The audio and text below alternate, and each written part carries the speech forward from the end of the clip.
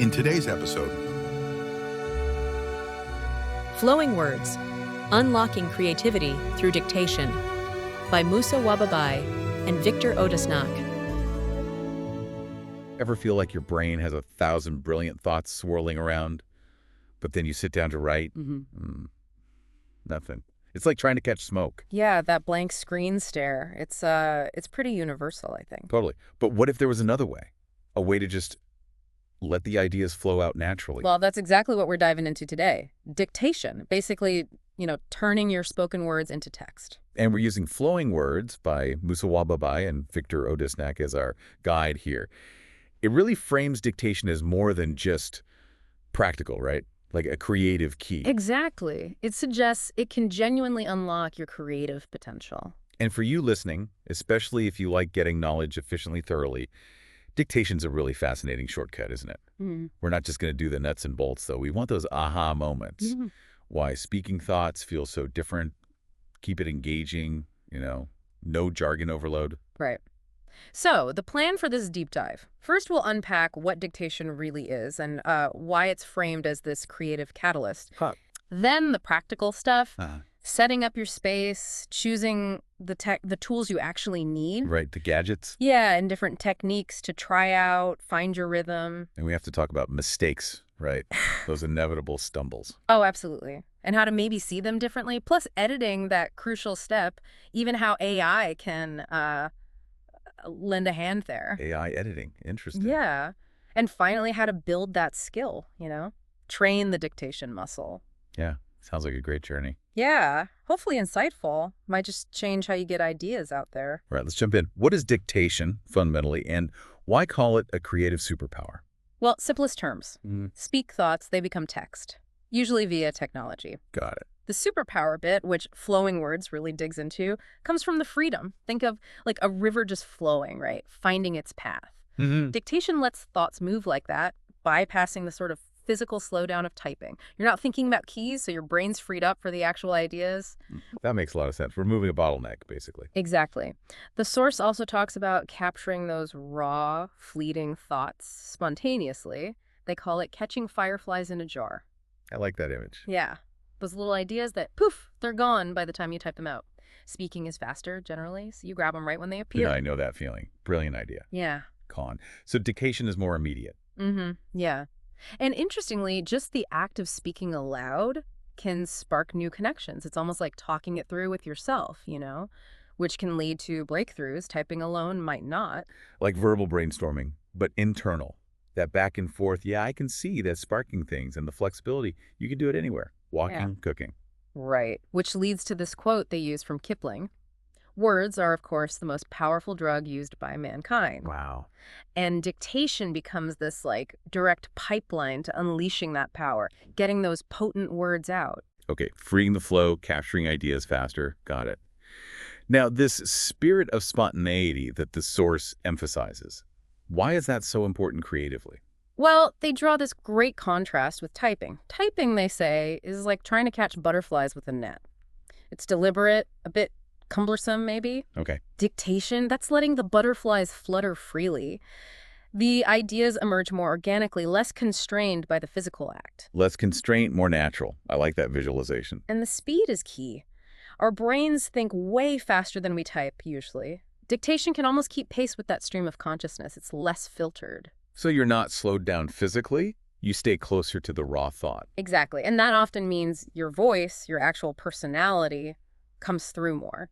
Typing can sometimes make us a bit formal, self-editing from the get-go. But speaking, your natural rhythm, humor, excitement, it just flows out more easily. It's like bypassing the internal editor, at least initially. A more direct line, thought to expression. Yeah. Less filtering. Precisely. And those spontaneous ideas, they often lead somewhere unexpected, fresh perspectives. It's like a verbal brainstorm where anything goes. You find connections you wouldn't have made otherwise. So that first draft is less about perfection, more just getting it all down, like that phrase they use, throwing paint on a canvas. Yes. Capturing the energy first.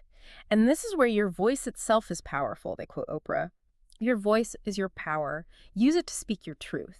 Your voice carries so much more than words.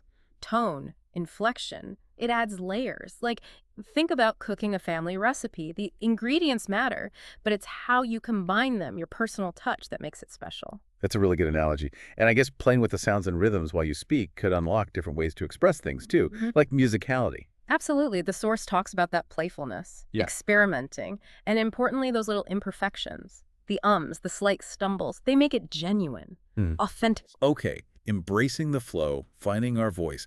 Let's get practical. Where do we actually do this? Flowing Words talks about setting up a dictation space. Sounds important. It really is. They talk about creating a sanctuary for your creativity. Comfort is huge. Good chair, right desk height, maybe cushions, a blanket even. When you're physically comfy, your mind wanders less. Makes sense. Minimize physical distractions. Yep. And lighting matters too. Natural light is great, boosts the mood. Or softer, warmer artificial light for, those late night sessions. Find what helps you focus. And noise, that's always a big one. Silence or background sound. Right. If you need quiet, noise-canceling headphones are, well, a game changer. But some people actually like gentle music or nature sounds. The key is nothing too distracting, obviously. Right, no death metal while dictating your poetry. What about personal touches? Ah, yeah, this is cool. Adding things like quotes you love, artwork, plants. It makes the space inspiring, not just functional.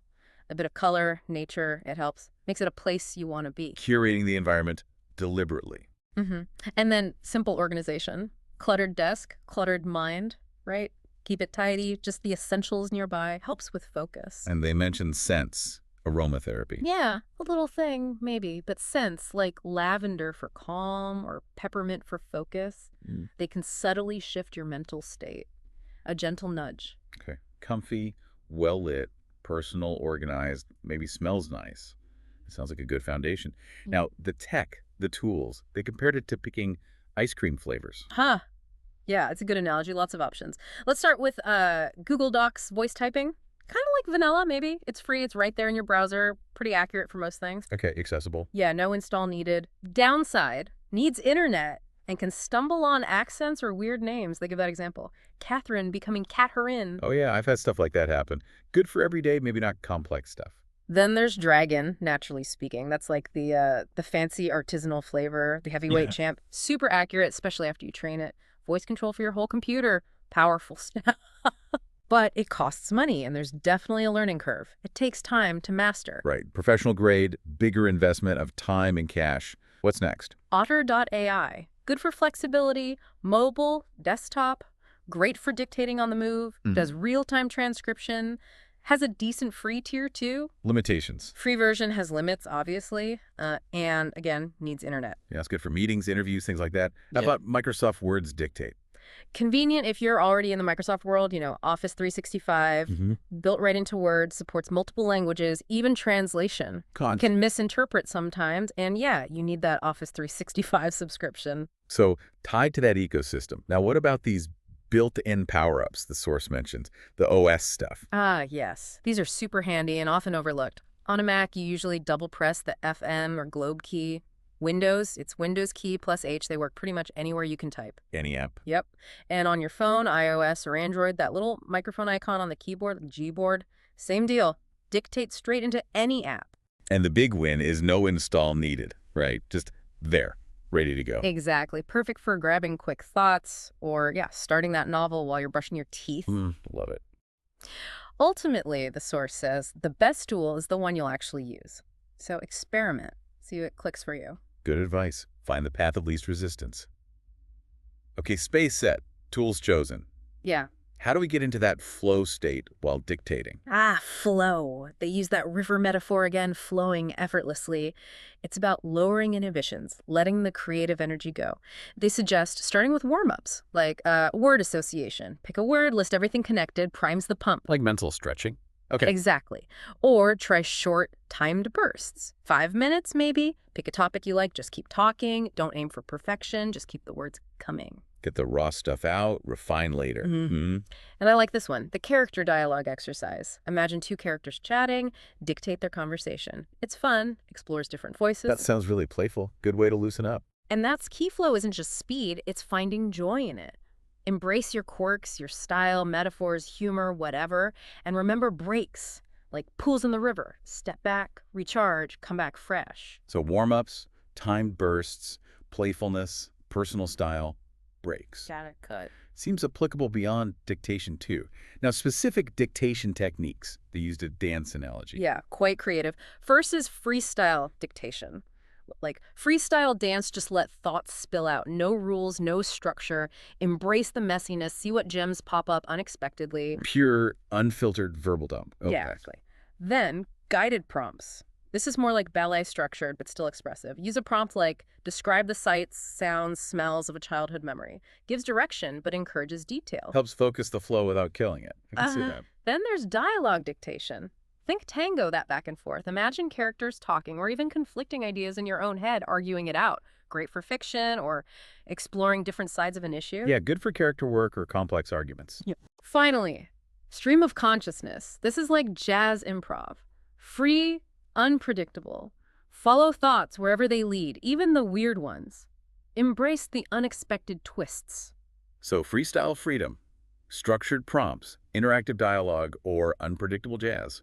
Something for everyone's style. Exactly. Find the dance that lets your ideas flow best from thought to speech. Okay, but let's be real, mistakes happen, especially with dictation text sometimes.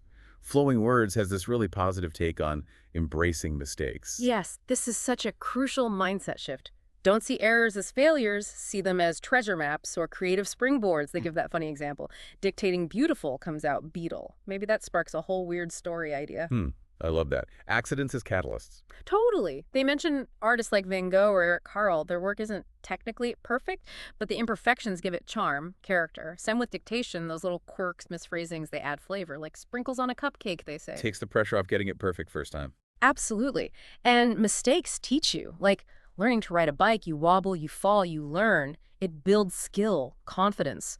See errors as part of the process, maybe even a helpful part. So embrace the messy first draft, but then editing. The source says this is where the fun begins. That's surprising. It is, isn't it? They want us to reframe it, not a chore, but like taming a wild jungle of words or being a zookeeper for your thoughts. They use a verbal Jenga analogy, too. The dictation is maybe wobbly. Editing makes it solid. Shaping the raw material into something polished. Exactly. And approach it like a treasure hunt.